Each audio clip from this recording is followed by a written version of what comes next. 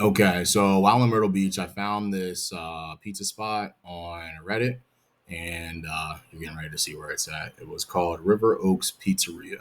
Our River Oaks Pizza. They said this is pretty good. Checked it out on Yelp. Grandma Pizza. So looks like we have. I don't know what that is. I don't know if that's basil or what, but might be basil leaves. Or bay leaves. I don't know. But here's a grandma. It got some parm on top, right? Some hard crust. And look at this out. All right, so here we go. Here is the first bite. I cannot wait till I get back. Look at that. All right, so check that out. Underneath. You hear that bite? It's fucking good. It's good. Oh, yeah. All right, so I'm digging it. It's not bad. The sauce is really fresh. It's good. The bite's crazy.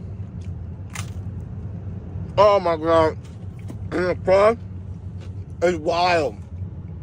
Oh yeah. Good pizza. Sauce is not too overwhelming. It is really good. Sauce isn't overwhelming. Crust, got the crunch. It's soft, but still hard and crunchy. You can still hear it crunching. That's good pizza.